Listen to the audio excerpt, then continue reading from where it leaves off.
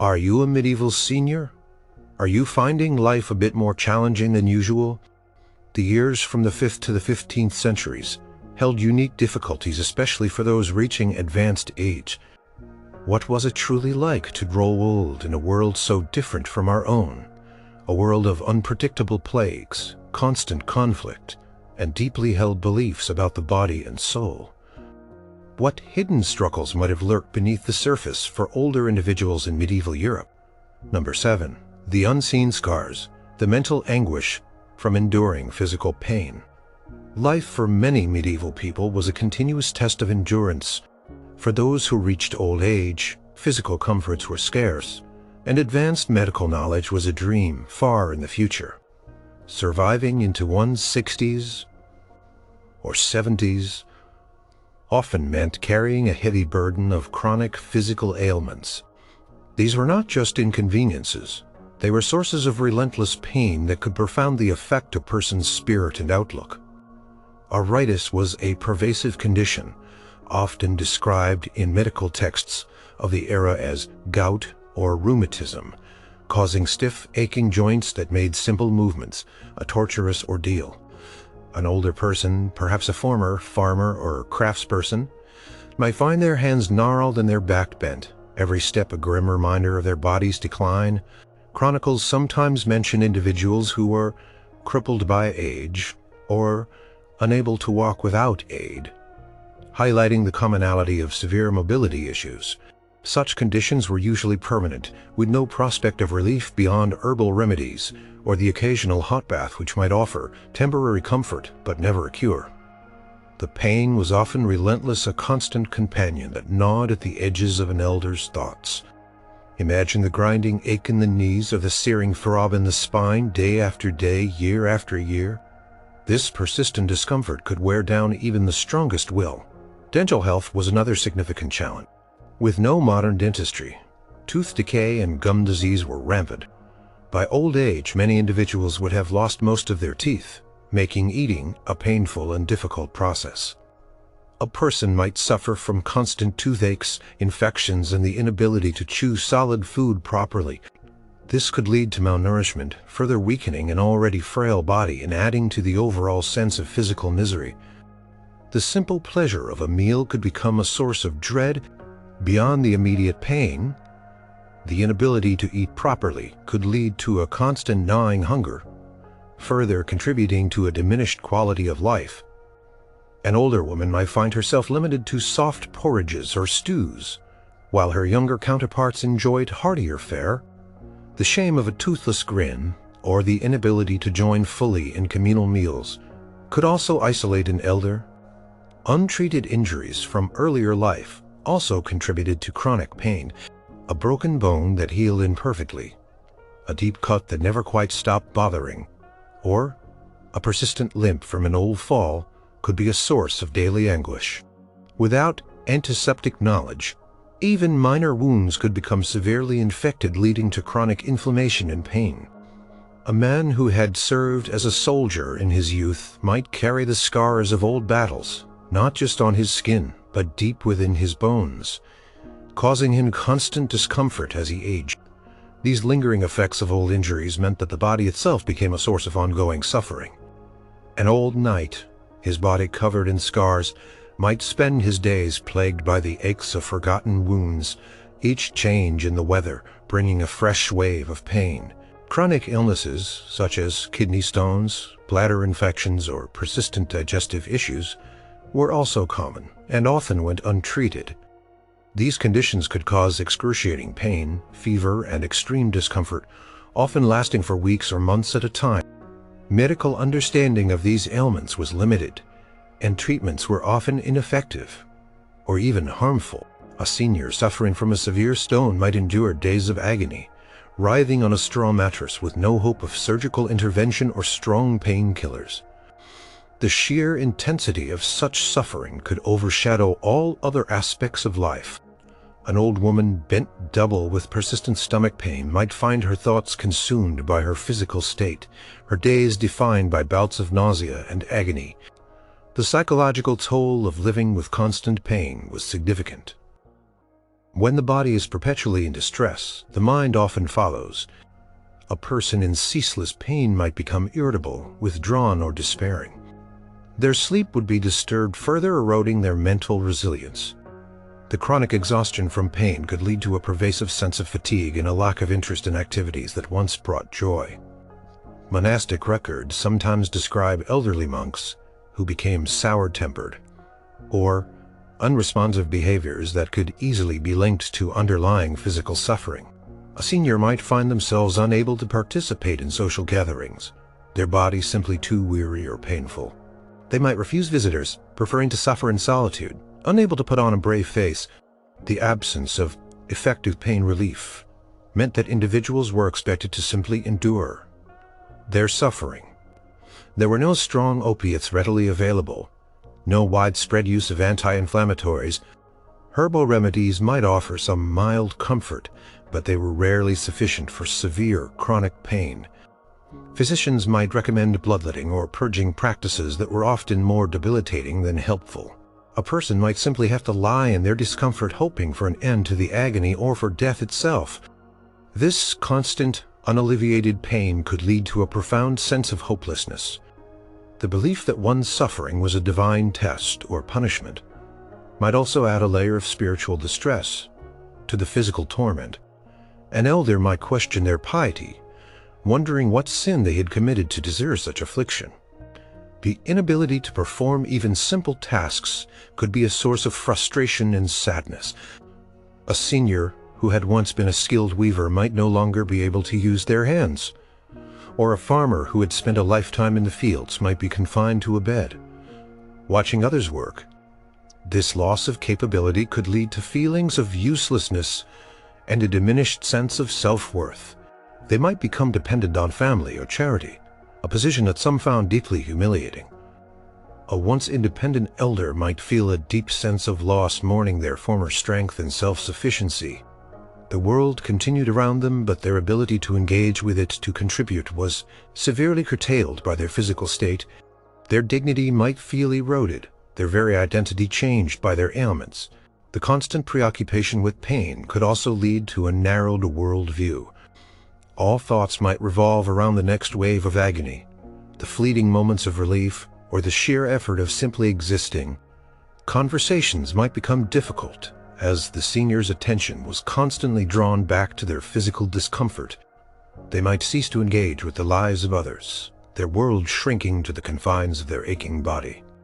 A person might complain incessantly, not out of malice, but because their pain consumed their every waking moment, becoming the only thing they could truly focus on or articulate. This constant expression of pain might eventually alienate caregivers or family members, leading to further isolation. The burden of constant physical suffering was not just a physical reality.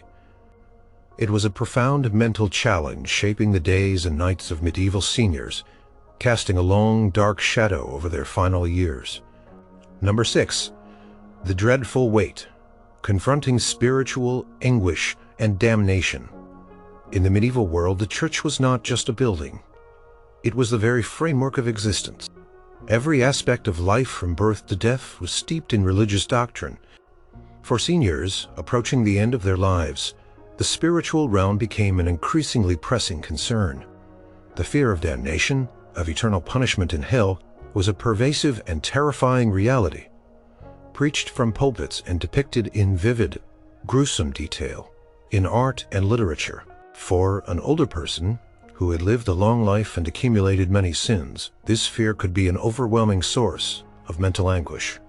They might spend their final years consumed by thoughts of their unconfessed transgressions, their past mistakes, and the uncertain fate of their soul after death. The concept of purgatory, a place of purification for souls before they could enter heaven, offered some hope but also added another layer of anxiety. Would their suffering there be long? Would they ever truly be cleansed? The medieval church taught that salvation was earned through faith, good works, and the sacraments, particularly confession and penance. As people aged, their physical capacity for good works might diminish. They might be too frail to attend Mass regularly, too weak to participate in communal prayer, or too ill to undertake pilgrimages. This could lead to a deep-seated anxiety about their spiritual standing. Had they done enough? Were their prayers fervent enough? Had they truly repented for every sin known and unknown? The specter of a forgotten sin, even a minor one, could loom large, threatening to derail their entire spiritual journey. A senior might replay their life's misdeeds, searching for any overlooked transgression, feeling a profound sense of spiritual vulnerability. Confession was crucial for salvation, but for an elderly person it could also be a source of immense distress. Recalling every sin committed over a lifetime, especially those of thought or omission, could be an agonizing process. Some might fear judgment from their confessor, or be too ashamed to reveal certain transgressions. Others might worry that their repentance was not sincere enough, or that they lacked true contrition. If an elder became bedridden or isolated, access to a priest for confession could become difficult or impossible, leading to intense fear of dying unconfessed. The thought of facing divine judgment with a burdened soul was a terrifying prospect. Accounts exist of older people weeping uncontrollably on their deathbeds, pleading for a priest, terrified. The time was running out for their spiritual cleansing. The concept of divine judgment was not abstract. It was intensely personal and immediate. Last rites, including extreme unction, were vital for preparing the soul for its journey. If these rites were delayed or unavailable, perhaps due to sudden illness or isolation, the elder and their family would be gripped by profound spiritual terror.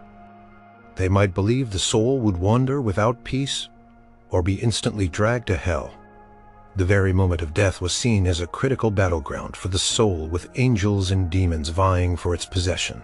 For a dying senior, this belief could translate into immense psychological torment as they faced their final moments, with vivid images of struggle and potential doom. The anxiety about their eternal destiny permeated not just their waking hours but their dreams, often filled with terrifying visions of hellfire and torment. Medieval society also placed a strong emphasis on omens and divine signs. If an elder suffered a prolonged illness or a particularly painful death, it might be interpreted as a sign of divine displeasure or a punishment for past sins.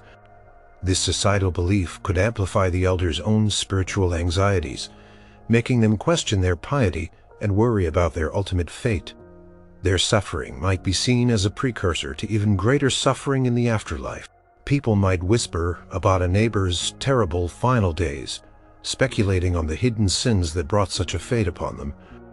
This communal interpretation of suffering as punishment deepened the individual's spiritual distress. An old woman, bedridden with a painful illness, might hear whispers that her suffering was a sign of divine wrath. Her own anxieties amplified by the fearful beliefs of her community. The lives of saints and martyrs, while inspirational, also set an incredibly high bar for piety. For an older person, facing their own imperfections and the weight of their past, the perceived vast gulf between their spiritual reality and the ideal could be a source of profound despair. They might feel unworthy of God's grace, convinced that their earthly life had been a failure in the eyes of the divine. This sense of spiritual inadequacy could be crippling, leading to deep melancholy and a loss of hope. They might compare their own struggles with temptation to the heroic virtues of saints, feeling immense guilt and self-condemnation. The stories of saints enduring extreme torment for their faith could make an elder feel weak and unworthy if they complained about their own comparatively minor aches and pains. Furthermore, the concept of the last things, death, judgment, heaven and hell, was a constant theme in medieval art, literature, and sermons. Murals in churches depicted the horrors of hell, with demons tormenting the damned, and the joys of heaven, where the righteous found eternal peace. These vivid images, designed to inspire piety, could also be a source of intense fear for an aging person contemplating their own mortality. They might lie awake at night, their mind filled with terrifying visions of fire and torment. or the lonely wandering of souls in purgatory. The sound of church bells, signaling prayer or a funeral, could serve as a constant reminder of their impending end and the spiritual accounting to come. Every passing funeral procession, every tolling bell, served as a stark, inescapable reminder of their own mortality and the ultimate reckoning. Isolation could also exacerbate spiritual anguish. If an elder was alone or neglected, they might lack the comforting presence of a priest or fellow believers. Without regular communal prayer or spiritual guidance, their anxieties could fester, leading to a profound sense of spiritual loneliness. They might feel abandoned by both God and man, their soul adrift in a sea of doubt and fear. The spiritual support network that was so vital in medieval society might be absent for some, leaving them to grapple with their deepest fears in solitude. A senior might find themselves praying alone, their voice a whisper in an empty room, wondering if their pleas were even heard. The absence of a spiritual guide could leave them feeling lost, uncertain of the correct path to salvation. Finally, despair itself was considered one of the 7 deadly sins. To lose hope in God's mercy was a grave transgression. Yet for an aging individual overwhelmed by their perceived sins, physical suffering, and fear of damnation, spiritual despair could be a natural if dangerous. They might fall into a profound state of hopelessness, believing themselves beyond redemption. This spiritual despair could manifest as extreme withdrawal, refusal of comfort, or even a desire for death as an escape from their torment. This was not merely sadness, it was a soul-crushing conviction that they were eternally lost, a truly dreadful weight for any medieval senior to bear. Their belief system, which offered ultimate solace, could also become the ultimate source of their deepest torment, trapping them in a cycle of fear and self-condemnation. Number 5. The confusing mist. Navigating conjugal decline and misunderstanding. The march of time affects the mind as much as the body. For medieval seniors, the natural processes of cognitive decline, what we might now call dementia or severe senility, were observed phenomena but were understood through a completely different, without any scientific understanding of brain function. Changes in an elder's memory, personality, or reasoning were often attributed to spiritual causes, humoral imbalances, or even supernatural forces. This meant that an older person experiencing such changes would not receive any form of appropriate care, and their condition could lead to fear, ostracization, or even accusations. A senior might begin to forget names, misplace objects, or repeat stories. Their family would notice these changes, perhaps attributing them to old age infirmity or dotage. However, when these symptoms progress to more profound confusion, disorientation, or even aggressive behavior, the interpretations could become far more sinister. Medical theories of the time, rooted in Galenic humoral theory, might describe such decline as a result of an imbalance of humors, particularly an excess of cold and dry humors. Associated with old age, a physician might suggest dietary changes, herbal remedies, or even bloodletting to rebalance the humors, none of which would address the underlying neurological changes. The remedies, at best, would be ineffective, and at worst could further weaken a frail elder. For example, a senior who became particularly forgetful might be given remedies believed to warm the brain, such as certain spices or strong wines, without any lasting effect. These interventions often miss the true nature of the decline, leaving the elder to deteriorate further and their family frustrated and bewildered. When an elder exhibited significant behavioral changes, such as paranoia, delusions, or a complete loss of inhibition, the situation became far more complex and terrifying for the community. A previously gentle grandmother might become agitated and accuse family members of theft or poisoning. A respected elder might wander away from home, becoming lost and confused in familiar surroundings. These behaviors were often incomprehensible to medieval people. They might be attributed to demonic possession, witchcraft, or a divine punishment for past sins. This perception could lead to immense fear within the family and community. Instead of compassion, the elder might face suspicion and dread. There are accounts from court records of older individuals whose behavior was erratic, being accused of practicing dark arts. While outright accusations were less common for the very old, their unusual behaviors could certainly be interpreted with fear and suspicion. The concept of a person losing their wits was a common medieval phrase, reflecting the observable reality of cognitive decline. However, there was little to no understanding that this was a physical deterioration of the brain. Instead, it might be seen as a spiritual failing, a sign that the soul was somehow corrupted or weakened. This perception could lead to a spiritual alienation for the elder. They might be excluded from communal religious practices, or treated with a wary distance by priests and parishioners. Their perceived madness could isolate them even further from the spiritual community that was so central to medieval life. An elder who began speaking nonsense or hallucinating might be seen as having lost their mind, a term that carried moral and spiritual weight beyond simple medical reality. For the elder themselves, experiencing cognitive decline would be profoundly disorienting and frightening.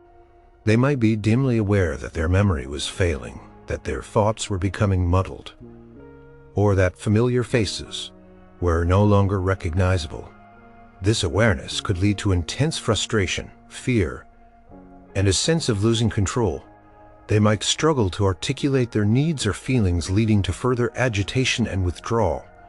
A senior might wake up in their own home and not recognize it, or fail to identify their own children, leading to profound distress for everyone involved. The world around them would become a confusing mist, with familiar landmarks and loved ones fading into obscurity. Imagine the terror of being lost within your own mind, unable to grasp the reality of your surroundings. As cognitive decline progressed, the elder might become increasingly dependent on others for their basic needs, such as feeding, dressing, and hygiene. This dependence, coupled with their behavioral changes, could place an enormous burden on family caregivers. In a society without formal care, institutions, families were solely responsible for their elderly relatives.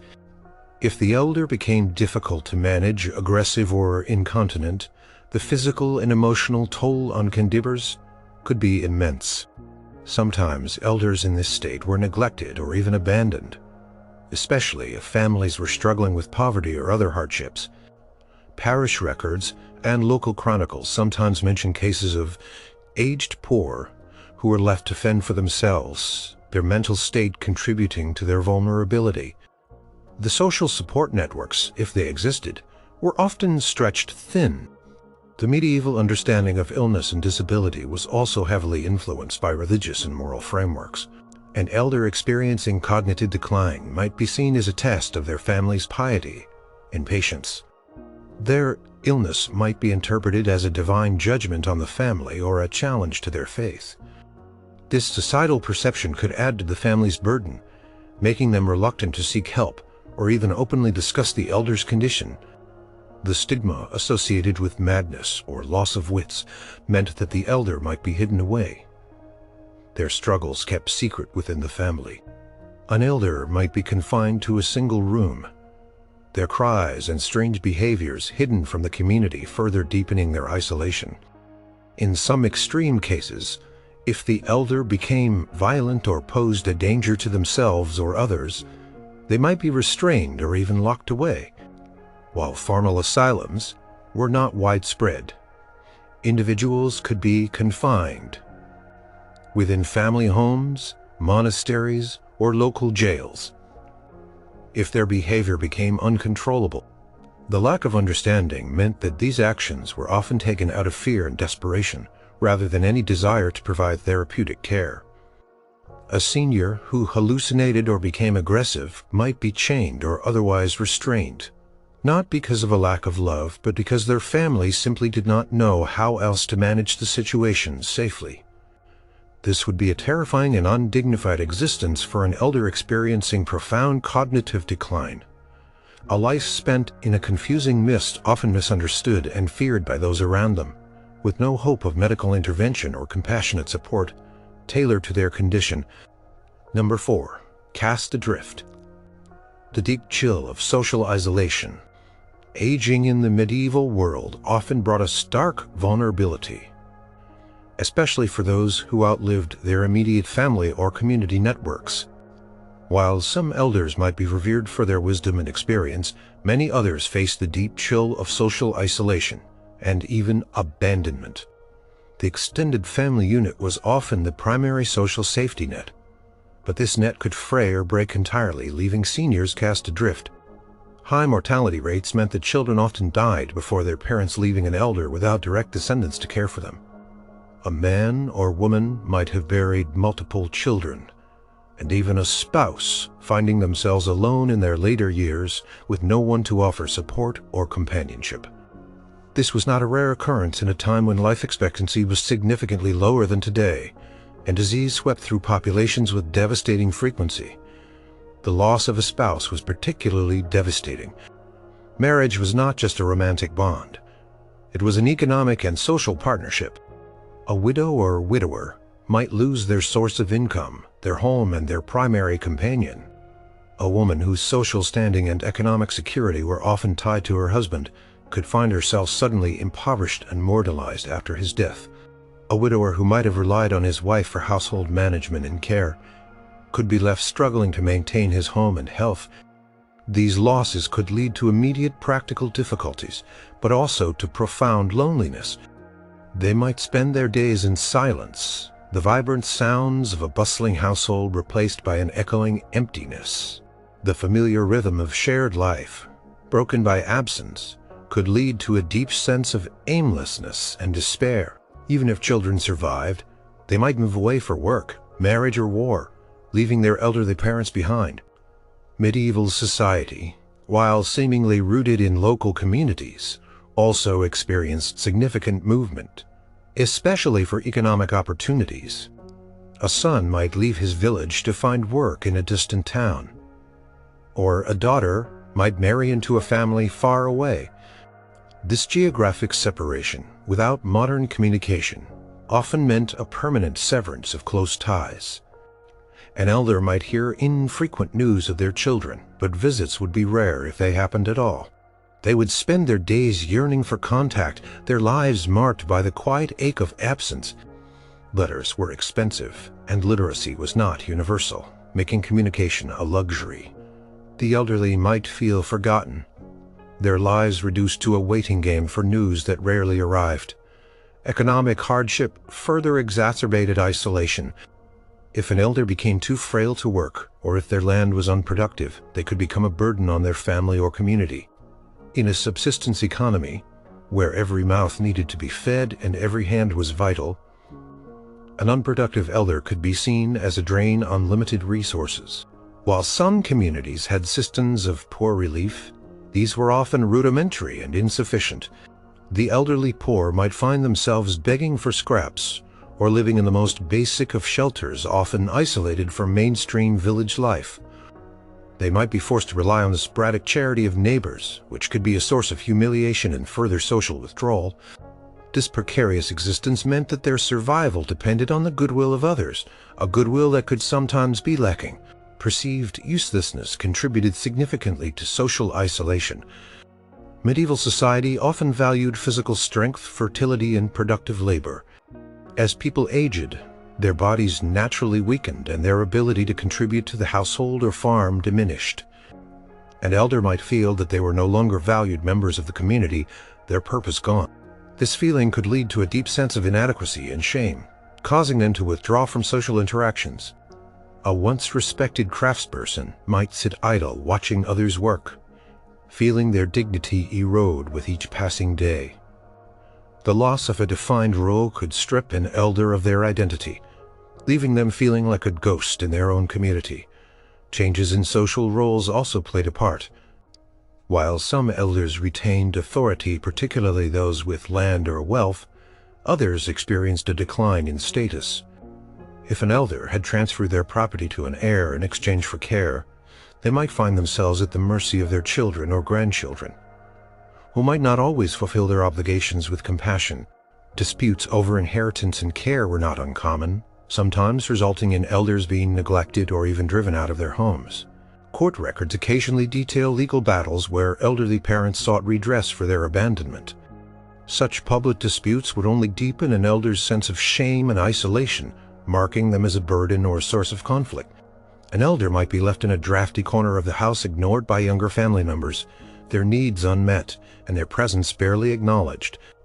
The stigma associated with age-related conditions could also lead to isolation. As discussed, cognitive decline or incontinence could make an elder difficult to care for and lead to their exclusion from social life. They might be hidden away, their condition viewed with shame or fear by their family. This could mean confinement to a single room, or removal from the main communal areas of the house, further severing their ties to the outside world. An elder who began to ramble or forget names might be gently, or not so gently, pushed to the margins of family gatherings. Their presence might make others uncomfortable, leading to their deliberate exclusion. Even within monasteries, which offered a refuge for some elders, isolation could be a factor. While some monasteries had infirmaries, and the monastic community provided a degree of companionship, an elder who was too frail to participate in communal prayer or work might still experience a profound sense of loneliness. They might be unable to connect with younger monks or participate in the intellectual life of the cloister, finding themselves existing on the periphery of the community. A retired abbot, once a figure of authority, might find himself increasingly solitary, his former influence diminished, and his days spent in quiet contemplation often bordering on profound isolation. Finally, the absence of widespread communal institutions for the elderly meant that individuals often bore the burden of their old age alone. There were no nursing homes or dedicated social services. Support depended on individual family circumstances or local charity. If these failed, the elder was truly cast adrift, left to face their final years in profound solitude. This lack of a formal safety net meant that social isolation was not just an emotional state. It was a very real and dangerous existential threat for many medieval seniors. A senior alone in their hovel might listen to the sounds of the bustling village outside, acutely aware of their own separation from its warmth and vibrancy. The deep chill of social isolation was a harsh reality, a silent suffering endured by many who reached advanced age in the medieval world. Number 3. An endless river of tears. The burden of unrelenting grief. Life in the medieval period was characterized by a precarious existence where death was a constant, intimate presence for seniors.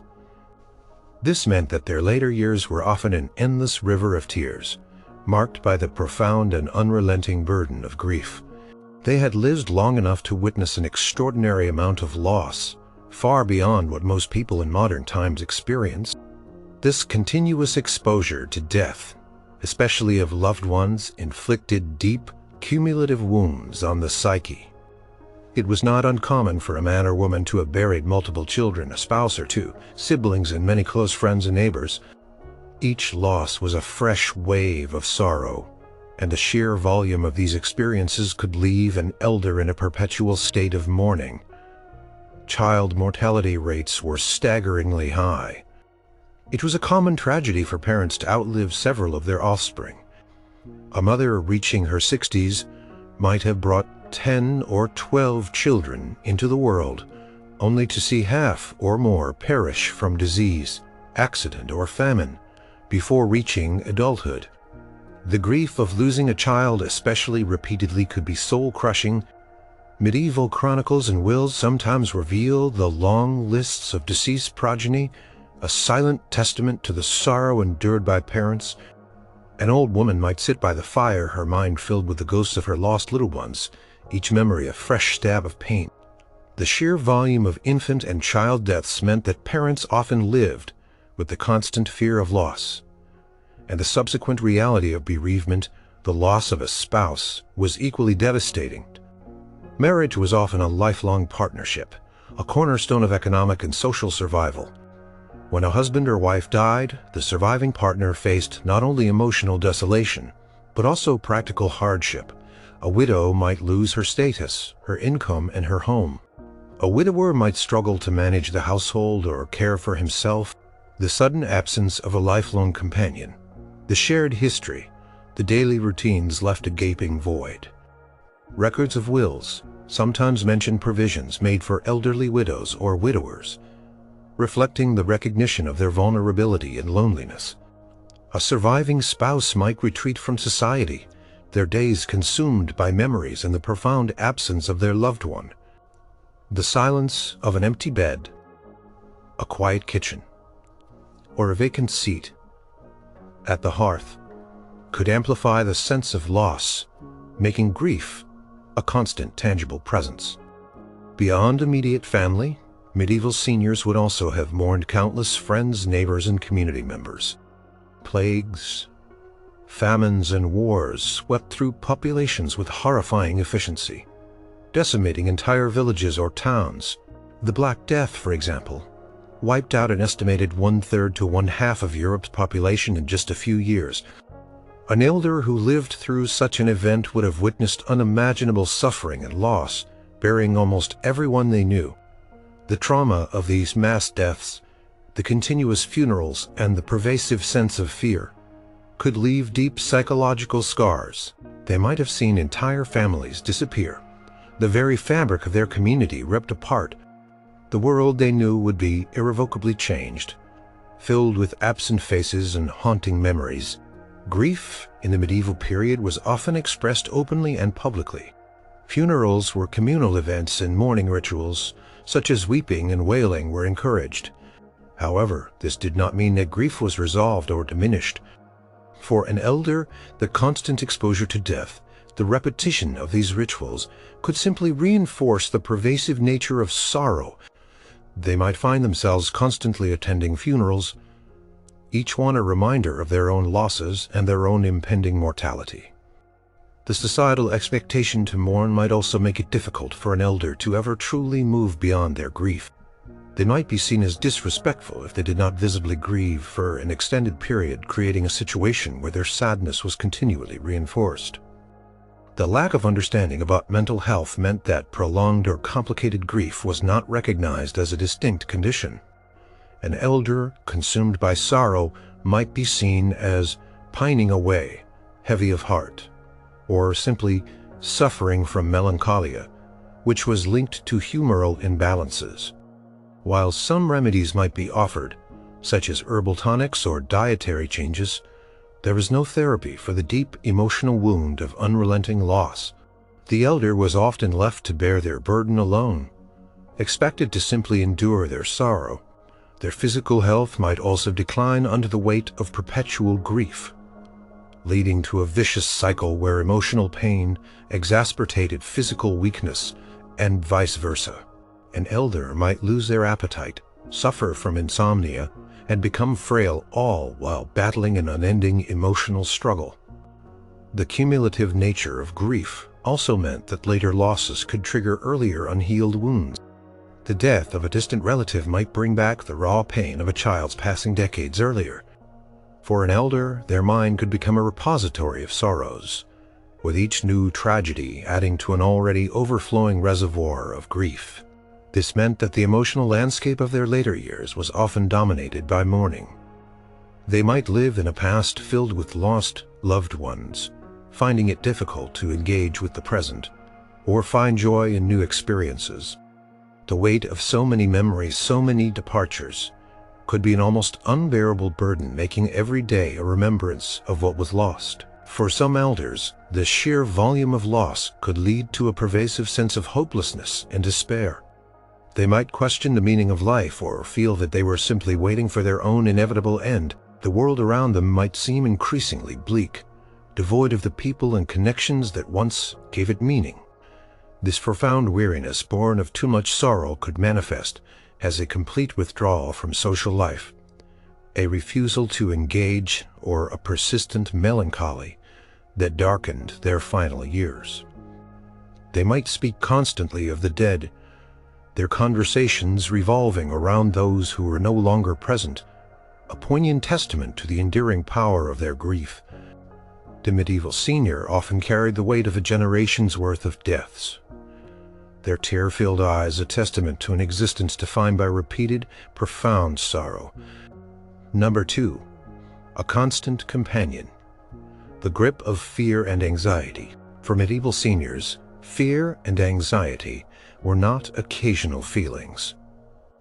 They were often constant companions woven into the very fabric of daily life. The world was perceived as a place of profound uncertainty and unpredictable dangers, and an elder's long life would have exposed them to these threats many times over.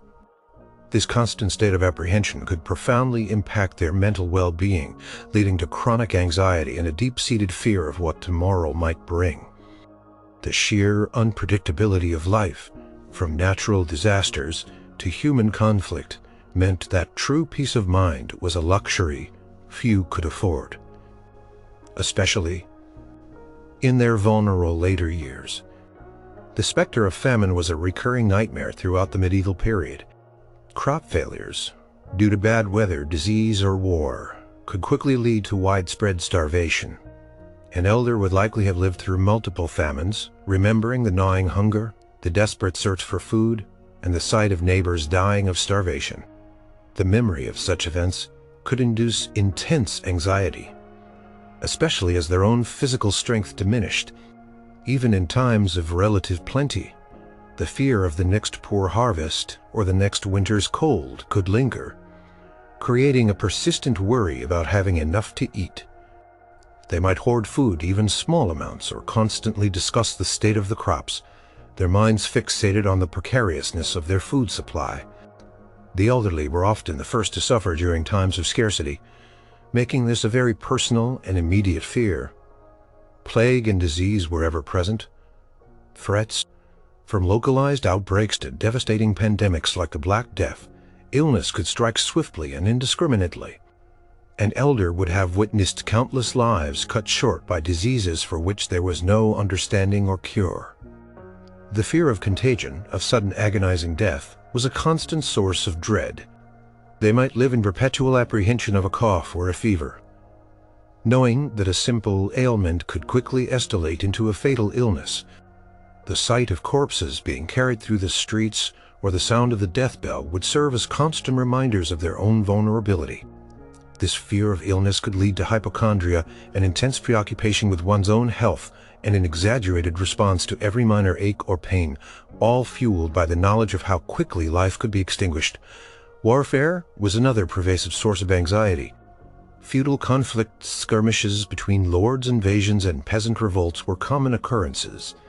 Villages could be plundered, homes burned, and families displaced or killed. An elder might have experienced being caught in the path of marching armies or having their home looted. The sound of distant horns or the sight of unfamiliar banners could trigger intense fear and panic. Even if direct conflict was avoided, the fear of recruitment of sons, the seizure of crops, or the general disruption of life by soldiers could be a constant source of worry. The elderly, often unable to flee quickly, would be particularly vulnerable during times of conflict, and the memory of past violences could haunt their final years, making them constantly vigilant for signs of impending danger. Supernatural fears were deeply ingrained in medieval society. Belief in demons, witches, and malevolent spirits was widespread. For an elder who might be more isolated or experiencing cognitive changes, these fears could become particularly acute. They might interpret misfortunes as the work of dark forces, or fear that they themselves were being targeted by witchcraft. Folk beliefs about curses or evil eyes could contribute to a profound sense of vulnerability. This could lead to a constant state of hypervigilance, an intense scrutiny of their surroundings for any sign of ill omen or malevolent influence. They might engage in superstitious rituals such as wearing charms or performing specific prayers in a desperate attempt to ward off perceived evils. But the underlying anxiety would persist. Religious anxiety, as discussed earlier, also played a huge role. The fear of damnation, of falling short in God's eyes and of eternal punishment, was a terrifying reality. As death approached, these spiritual fears could become overwhelming, creating intense anxiety about their immortal soul. Every past sin, every forgotten prayer, every moment of weakness could loom large, threatening their salvation. The constant threat of excommunication or the fear of dying unconfessed added another layer of spiritual dread. This existential fear, tied to their deepest beliefs about the afterlife, was a powerful and pervasive source of anxiety, particularly for those facing the end of their lives. Social and economic insecurity contributed to daily anxieties. For those without land or wealth, old age could mean dependence on charity or the goodwill of family. The fear of becoming a burden, of being abandoned or neglected, was a very real concern. An elder might worry about their next meal, or where they would sleep, if their family's circumstances changed, or if they were seen as unproductive. This precarious existence without any form of state social welfare fostered a deep-seated anxiety about their future survival and dignity. They might constantly worry about losing their few possessions, or being forced to leave their home, especially if their children decided they could no longer support them. The lack of control over one's life was a fundamental aspect of medieval existence, and this could be a major source of anxiety for seniors. Decisions about land, marriage, and even basic survival were often in the hands of feudal lords, the church, or powerful family members. An elder might feel powerless, their life subject to forces beyond their control. This helplessness, combined with their increasing physical frailty, could lead to a pervasive sense of vulnerability and chronic worry. They might express their anxiety through incessant talking about their fears, or through physical manifestations like trembling or restlessness. The medieval world, with its ever-present dangers and limited understanding of cause and effect, was a place where an elder's long life experience often translated into a heightened sense of fear and anxiety, making true peace of mind a rare and elusive state. Number 1. The silent shadow of melancholy. Melancholy, what we might broadly refer to as depression, today cast a silent shadow over the lives of many medieval seniors. While the term depression as a clinical diagnosis did not exist, the symptoms and experience of profound sadness, despair, and withdrawal were widely recognized and frequently documented in medieval physicians. Following the pervasive Galenic humoral theory, attributed melancholy to an excess of black bile in the body, a cold and dry humor. This physiological explanation meant that melancholia was seen as a physical ailment, but its impact on an elder's mental state was deeply understood. For an older person, the cumulative effects of a harsh life, constant loss, and physical decline often fostered an environment ripe for this deep, persistent sadness. The descriptions of melancholy from medieval sources are strikingly similar to modern understandings of depression. Individuals afflicted were described as listless, withdrawn, prone to weeping, lacking appetite, sleeping poorly, and expressing feelings of despair or hopelessness. They might spend their days in quiet contemplation, their gaze fixed on nothing, barely speaking. Monastic chronicles often note cases of older monks or nuns succumbing to profound sadness, retreating from communal life. A senior might lose interest in activities they once enjoyed, like storytelling or crafts, instead choosing to sit silently by the fire, lost in their own thoughts. This profound lack of engagement with the world around them was a hallmark of the condition. The physical decline associated with old age often contributed to melancholic states. The constant aches and pains, the loss of mobility, and the general weakening of the body could lead to a pervasive sense of weariness and discouragement. An elder who was once active and independent might find themselves increasingly confined by their physical limitations, leading to feelings of uselessness and a diminished sense of self-worth. This physical burden could manifest emotionally as a deep sadness, a feeling of being trapped within a deteriorating body. The inability to participate in the physical labor or social activities that once defined their lives could lead to a deep sense of loss and withdrawal, a profound grieving for their younger, stronger selves. Social isolation and abandonment, as explored earlier, were significant contributors to melancholy. The loss of a spouse, the death of children, or the physical separation from family could leave an elder deeply lonely. This profound solitude without the comfort of regular human connection could easily tip into a state of chronic sadness. An elder, living alone or neglected within a bustling household, might find their world shrinking, their days filled with silence and the aching void of absent companionship. The absence of stimulating conversation or communal activities could lead to a pervasive sense of emptiness, a quiet despair that settled deep within their bones. The economic precariousness of old age could also fuel melancholic thoughts. The fear of poverty, of becoming a burden, or of losing their home and possessions was a constant worry for many seniors.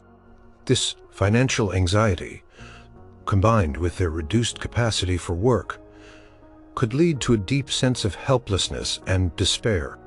An elder who had once been a provider might find themselves reliant on others, a position that many found deeply humiliating. The continuous worry about their economic future could erode their sense of dignity and purpose, fostering a quiet desperation that mirrored the symptoms of melancholia. Religious beliefs, while often a source of comfort, could also contribute to melancholic states, particularly the fear of damnation. For an elder nearing the end of their life, an intense preoccupation with their sins and the fate of their soul could lead to overwhelming spiritual anguish, a form of religious despair that often overlapped with melancholia. They might feel unworthy of God's grace, convinced that they were eternally lost, leading to profound sadness and hopelessness about their afterlife. This spiritual burden, combined with other life hardships, could plunge an elder into a deep melancholic state where they saw no hope for salvation. Treatment for melancholia in the medieval period, based on humoral theory, focused on rebalancing the black bile. This might involve dietary changes, herbal remedies like hellebore, which was known to have purgative properties, bloodletting, or purging. Patients might be encouraged to engage in moderate exercise, listen to music, or take warm baths. However, these treatments often had limited efficacy for severe or chronic conditions. The lack of understanding about the psychological dimensions of the illness meant that the underlying emotional pain was often left unaddressed. An elder suffering from melancholia might be subjected to various physical remedies, none of which truly alleviated their deep emotional suffering. The societal understanding of sadness could also inadvertently perpetuate melancholia. While sympathy might be shown, prolonged sadness might also be interpreted as a sign of spiritual weakness or a moral failing, rather than a profound medical condition. This could lead to an elder feeling ashamed of their persistent sadness, making them less likely to express their true feelings and further isolating them in their suffering. They might be told to cheer up or to trust in God. Platitudes that offered little comfort to a soul weighed down by an excess of black bile, or more accurately, by the crushing realities of their medieval existence. The silence of the shadow of melancholia meant that for many medieval seniors, their profound sadness was an internal battle, often misunderstood and poorly treated. It was a condition that could strip them of joy, energy, and engagement with the world, leaving them in a perpetual state of quiet despair. The cumulative weight of physical ailments, social isolation, economic insecurity, and spiritual anxieties created fertile ground for this deep, pervasive sadness.